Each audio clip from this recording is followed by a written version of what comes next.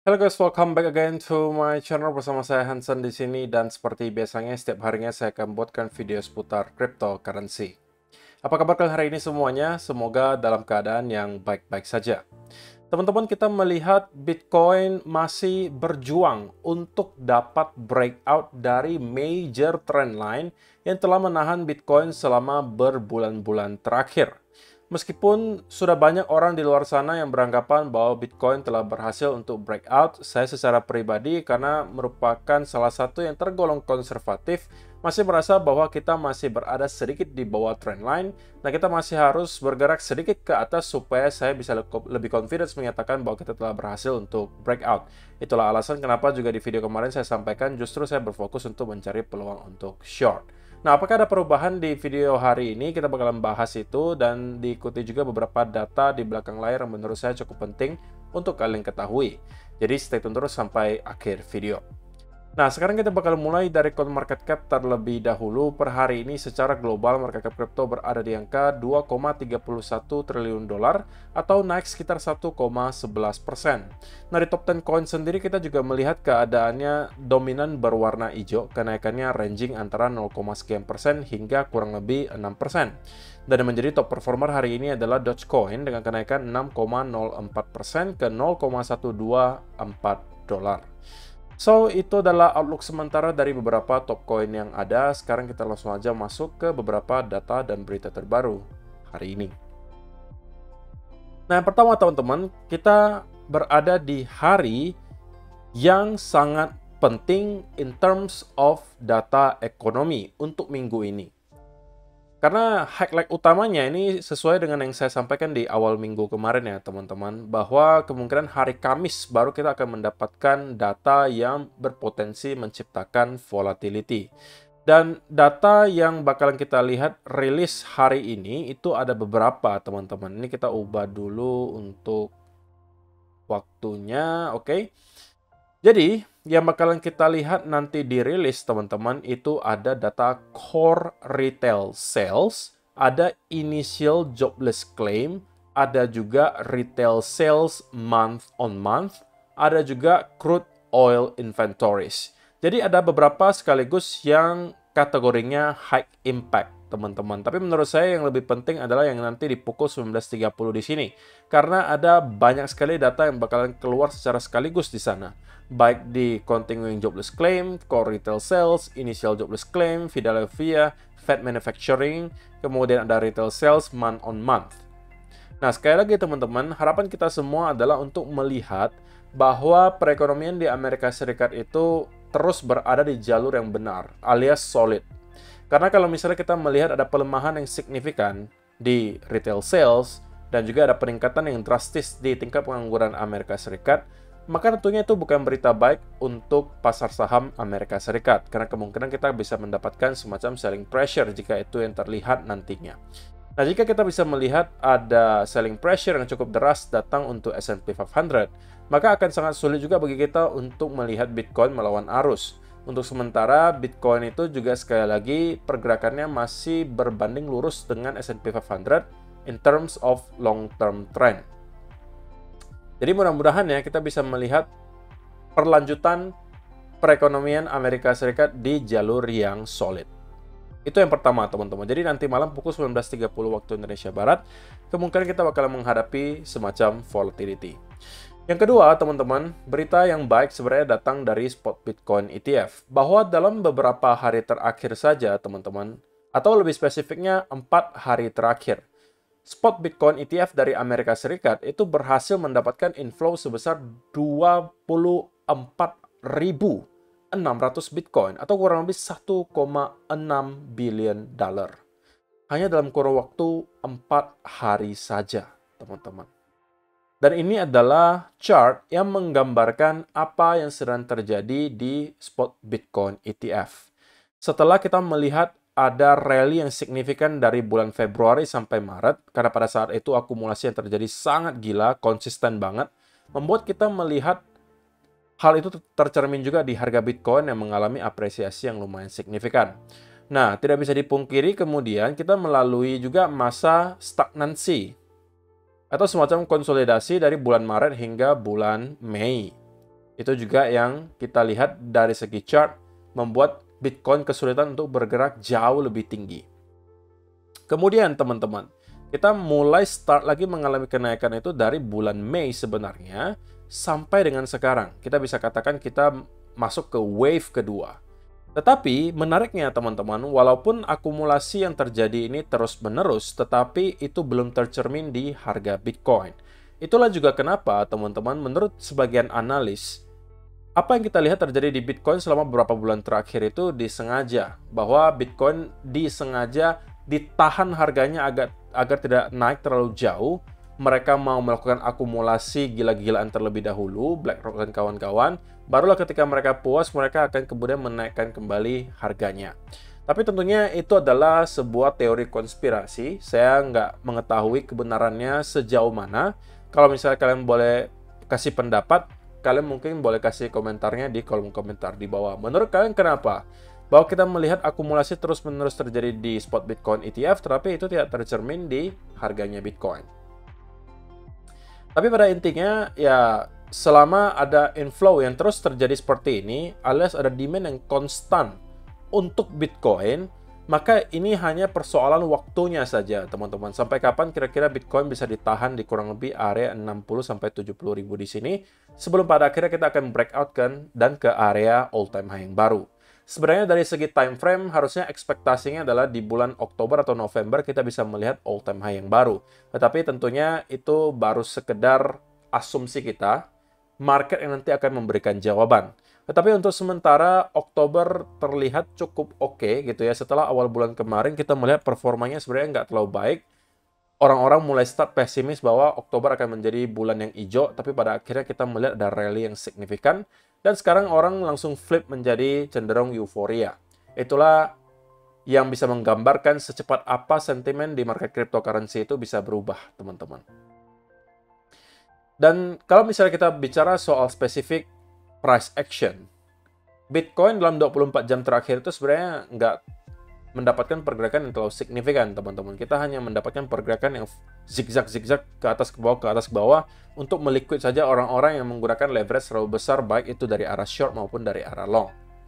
Tetapi yang perlu saya ingatkan kembali, teman-teman, kalau misalnya kita melihat liquidation heat map untuk 1 tahun terakhir, maka bisa dilihat dengan sangat jelas ya, bahwa area yang mengundang minat tentunya bagi market maker untuk tuju adalah sekarang di sekitaran 70-73 ribu dolar.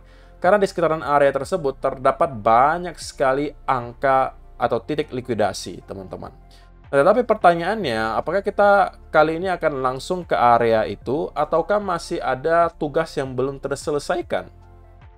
Artinya, apakah kita masih akan menjemput gitu ya titik likuidasi di bawah sebelum pada akhirnya kita ke atas?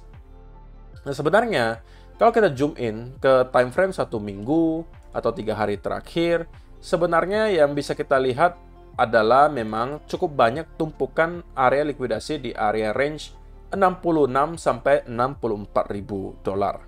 Jadi saya nggak rule out kalau misalnya kita bisa mendapatkan semacam pullback terlebih dahulu, dan itu masih akan tetap bullish untuk Bitcoin. Ya, kalau misalnya kita perhatikan dari segi price action, teman-teman, bahwa kita telah melihat Bitcoin itu mengalami rally yang lumayan signifikan ya, dari area 58.900 ke area 68.000 dolar. Itu hanya terjadi dalam kurun waktu ya kita bisa anggap 1 mingguan lah. Ini dari kurang lebih 10 Oktober, sekarang di kurang lebih tanggal 17 Oktober. Dalam 1 minggu kita mengalami kenaikan yang lumayan signifikan. Kurang lebih ya kita anggap 16% lah gitu ya. Tanpa ada konsolidasi atau pullback yang berarti. Nah, itulah yang saya jadikan sebagai salah satu alasan juga, teman-teman, kenapa saya tertarik untuk mencari peluang untuk short. Karena saya expect setidaknya kita akan mendapatkan semacam pullback, teman-teman, di sekitaran area 68-69. Kalau hanya sekedar fake out ke atas untuk menjemput likuidasi dan kemudian sell off, ya itu juga sama, itu akan saya manfaatkan sebagai peluang untuk short. Barulah jika kita bisa mendapatkan ada breakout disertai close beberapa candle daily di atas area 70.000, itu baru menggambarkan ke saya bahwa kita sepertinya memang sudah valid breakout dan tidak make sense lagi untuk mencari peluang untuk short, melainkan justru untuk melakukan long. Tapi untuk sampai saat ini, hal tersebut belum terjadi, teman-teman. Jadi saya secara pribadi masih mempunyai atau masih berada di kubu yang merasa bahwa kita belum breakout dari konsolidasi ini. Melainkan kita sedang berada di area yang sangat krusial, yang merupakan area tahanan terakhir untuk Bitcoin. Sama juga ketika Bitcoin di sini, sama juga ketika Bitcoin di sini, dan juga di sini. Ini adalah area yang krusial gitu. Kalau misalnya kita bisa break dari area tersebut, maka kita bisa mendapatkan Bitcoin masuk kembali ke fase price discovery. Tapi untuk sementara hal tersebut belum terjadi. Itu menurut opini saya. Dan yang kedua, teman-teman, kita melihat juga mulai start ada selling pressure yang cukup besar datang ketika kita melihat Bitcoin mencapai area $68.000. Buktinya di mana? Bahkan sebelum kita berhasil untuk nyampe ke area ini, teman-teman, kita sudah mendapatkan satu candle yang hampir mencapai 68.000 di sini, dan kemudian kita mendapatkan ada sell off yang sangat signifikan. Dan kemudian kita merangkak kembali naik ke atas, tetapi kita tidak berhasil untuk menjauhi area tersebut. Bahkan kita selalu mendapatkan ada rejection setiap kali bulls kembali mencoba untuk mendorong harganya ke atas. Nah, itu tentunya bukan sebuah sign yang baik gitu ya. Bukan untuk mengatakan bahwa kita pasti akan kembali reverse dan kemudian menuju ke lower low yang baru. Walaupun itu belum bisa kita rule out, teman-teman, ini masih menjadi salah satu potensi senario. Untuk teman-teman yang paham technical analysis, pastinya tahu juga bahwa tidak ada senario yang boleh kita katakan tidak mungkin terjadi. Karena semua senario pasti mempunyai probabilitas untuk terjadi, hanya saja probabilitasnya setinggi apa. Nah, untuk sementara senario yang ini, teman-teman, probabilitasnya belum tinggi. Karena ya memang belum ada indikasi yang mengarah ke arah tersebut. Tapi kita nggak boleh rule out. Dan nggak boleh mengatakan kita udah nggak mungkin bakalan break lagi di bawah 50.000. Nah, itu yang harus dihindari. Oke?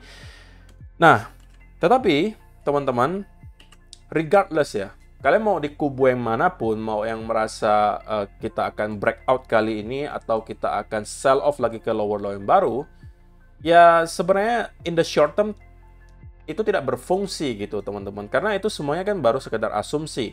Tapi yang menjadi fakta sekarang adalah kita berada di area major resistance, sehingga berangkat dari informasi tersebut, maka yang lebih make sense untuk kita lakukan adalah mencari peluang untuk short. Nah, itulah alasan yang mendasari saya, teman-teman. Sekali lagi, 1-2 hari terakhir saya sampaikan, saya justru mencari peluang untuk short. Sampai pada akhirnya Bitcoin membuktikan saya salah, dan kita telah breakout, saya tidak akan lagi mencari peluang untuk short. Nah, kalau misalnya kita zoom in ke time frame yang kecil, teman-teman, memang sebenarnya belum ada juga setup yang bisa dimanfaatkan ya untuk kita melakukan short, tetapi kita mulai start melihat ada pelemahan momentum bullish di sekitaran area ini. Kita memang terus mendapatkan kenaikan, tapi tidak lagi seimpulsif apa yang kita lihat di sini dan juga di sini. Oke, dan ini bisa berujung pada kita kemudian mendapatkan at least semacam pullback. Nah, sama juga dengan apa yang teman-teman lihat di sini ya. Kita mendapatkan kenaikan di sini impulsif, ya kan? Di sini kenaikannya masih impulsif, di sini kenaikannya impulsif. Tapi mulai di sini nih, teman-teman bisa melihat dengan sangat jelas bahwa sudah ada kesulitan bagi Bitcoin untuk mendapatkan rally yang signifikan. Jadi walaupun kita terus merangkak naik ke atas, tetapi itu tidak disertai dengan momentum yang kuat. Nah, disitulah teman-teman mungkin harus sedikit berhati-hati.